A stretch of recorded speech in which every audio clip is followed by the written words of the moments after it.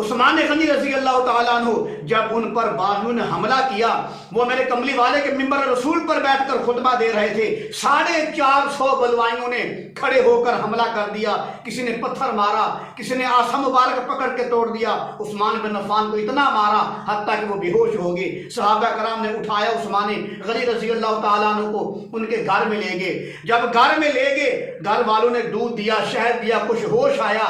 علی رضی اللہ تعالیٰ عنہ، مغیرہ بن شعبہ رضی اللہ تعالیٰ عنہ، وہ بھی عثمان بن عفان کے پاس پہنچ گئے۔ میں یہاں پر ایک بڑی خاص بات عرض کرنا چاہتا ہوں، توجہ فرماؤ، بڑی پتے کی بات ہے۔ جب حضرت علی رضی اللہ تعالیٰ عنہ، مغیرہ بن شعبہ جب عثمان بن عفان کے پاس پہنچے تو جا کر عرض کرتے ہیں، حضرت علی فرماتے ہیں، کیا عثمان غنی رضی اللہ تعالیٰ عنہ آپ ہمیں اجازت دیں ہم ان باغیوں کو قتل کر دیں؟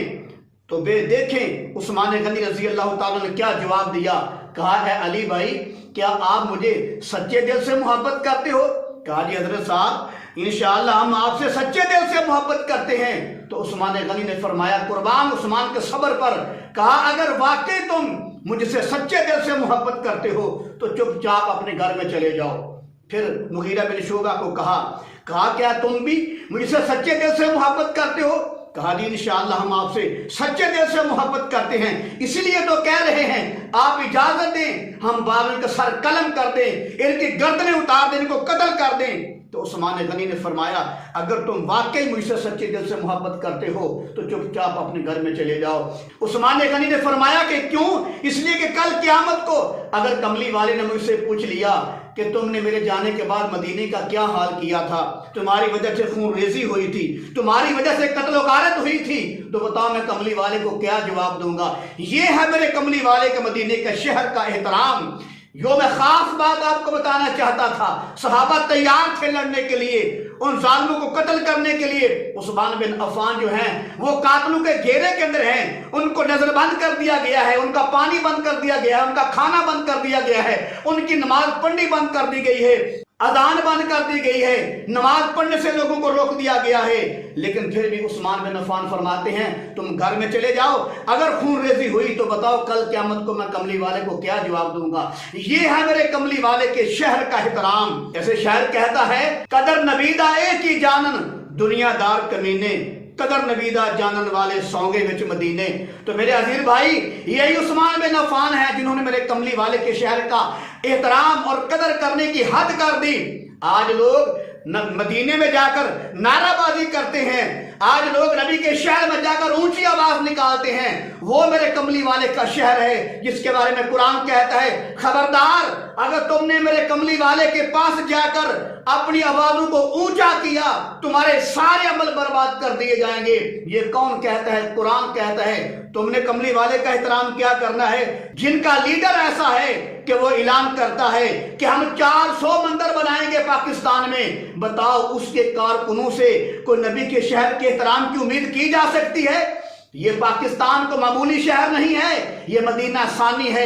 اس پاکستان کی عزت کی خاطر، اس پاکستان کی ناموس کی خاطر، اس پاکستان کی سلامتی کی خاطر ہزاروں مجاہدین نے قربانیاں دی ہیں، ہزاروں فوجیوں نے قربانیاں دی ہیں، ہزاروں پولیس والوں نے قربانیاں دی ہیں، ہزاروں جو ہے یہ ماؤں کے لختے جگروں نے قربانیاں دی ہیں۔ ان کا خون جو ہے اس زمین کے اندر شامل ہے۔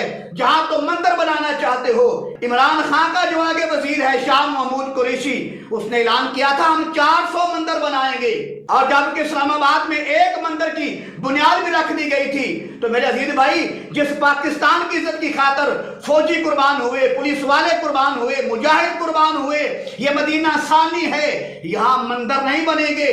جو آدمی یہاں مندر بنانے کا اعلان کرے تو کیا آپ ان کے کارکنوں سے نبی کے روزے کا احترام کی امید کر سکتے ہیں؟ وہ قائد، وہ لیڈر جو کہے میں اللہ کو ہدایت کرتا ہوں، کیا اس کے کارکنوں سے آپ نبی کے شہر کے احترام کی امید کر سکتے ہیں؟ جن کا قائد یہ کہے کہ صحابہ بدر میں ڈر گئے تھے اس لیے لڑنے کے لیے نہیں آئے تھے، کیا ان کے جو کارکن ہیں ان سے نبی کے روزے کا احترام کی امید کر سکتے ہیں؟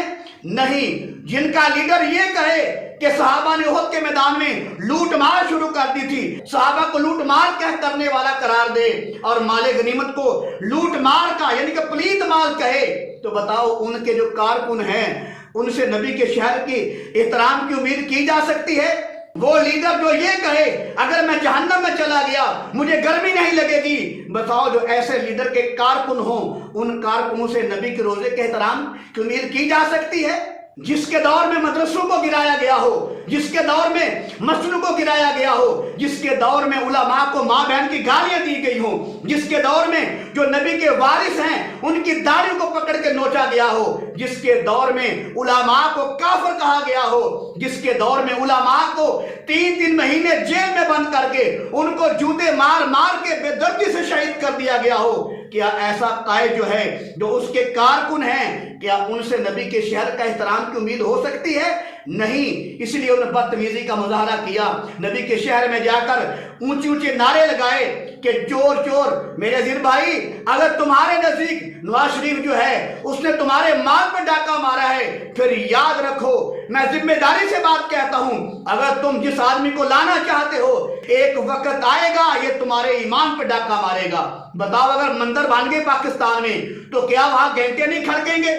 وہاں شرک نہیں ہوگا؟ تو جو لوگ کہتے ہیں ہمارے بچے اس کے لیے قربان ہیں، نکے نکے بچے لے کے آ جاتے ہیں، چھوٹی چھوٹی بچیاں پکڑی ہوئی ہیں، یہ عمران خان کے لیے قربان ہیں، یہ ہماری بیوی عمران خان کے لیے قربان ہے۔ میں کہتا ہوں ٹھہر جاؤ، اس کا دور آنے دو، یہ مندر بنائے گا، یہ کنیسے بنوائے گا، یہ گرجے بنوائے گا، پھر تم انہی بچوں کو لے کر جانا۔ تم کہتے ہو نا کہ یہ بچے عمران خان کے لیے قربان، یہ ہماری بہنیں عمران خان کے لیے قربان، چھوٹے چھوٹے معصوم بچے لے کے جاتے ہو، پھر یاد رکھو نواز شریف نے تمہارے مال پہ اگر ڈاکہ مارا ہے بقول تمہارے تو یہ آدمی تمہارے ایمان پہ ڈاکہ مارے گا، یہ آدمی تمہارے ایمان پہ ڈاکہ مارے گا۔ جب مندر بن جائیں گے پھر انہی بچوں کو وہاں لے کر جانا اور گھنٹے کھڑکوانا، اپنی بہنوں کو، بیویوں کو، بیٹیوں کو لے کر جانا۔ کیوں؟ ان کو آباد کرنے والا عمران خان صاحب ہے، پھر ان سے گھنٹے پکڑوانا، یہ گھنٹے کھڑکائیں اور عمران خان کو ثواب پہنچے اس کا جب وہ گھنٹے کھڑکائیں گے۔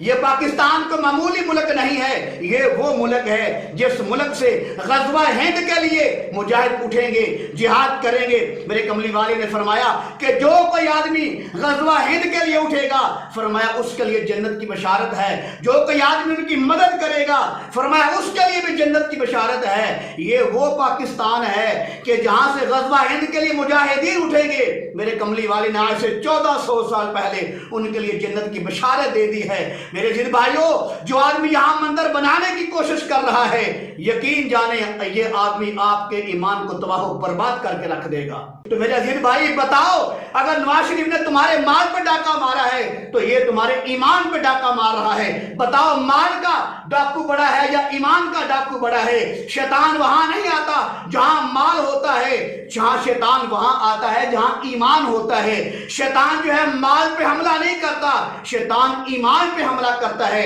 اور یہ آدمی تمہارے ایمان پہ حملہ کرے گا، تمہیں گرجے بنوا کے دے گا، تم وہاں جاؤ گے گھنٹے کھڑکاؤ گے۔ تو بتاؤ جب وہ تمہیں مندر بنا کے دے گا پھر تم اس کے کہنے پر پکی بات ہے گھنٹے بھی کھڑکاؤ گے جی ہمارے عمران خان صاحب نے مندر بنا کے دیا ہے۔ یہ آدمی تمہارے ایمان کو برباد کر دے گا، یہ آدمی تمہارے ایمان کا ڈاکو ہے۔ اگر یہ آ گیا پھر یاد رکھو قسم بخدا تمہارے ایمان خراب کر دے گا۔ یہ گرجے بنوائے گا جیسے اس نے اعلان کیا تھا اپنی حکومت میں اسلام آباد کے اندر کہ 400 گرجے جو ہیں ان کا جو ہے آرڈر دے دیا گیا ہے اور ایک کی سنگ بنیاد رکھ دی گئی ہے۔ لہذا میرے عزیز بھائیوں یاد رکھو مال کا نقصان تھوڑا نقصان ہے، ایمان کا نقصان بڑا نقصان ہے۔ کائنات میں سب سے قیمتی چیز جو انسان کے پاس ہے مال نہیں ہے، وہ ایمان ہے۔ یہ آدمی تمہارے ایمان کو برباد کرنا چاہتا ہے۔ ہم نے تو دل جلا کے سر عام رکھ دیا، اب جس کے جی میں آئے وہ پائے روشنی۔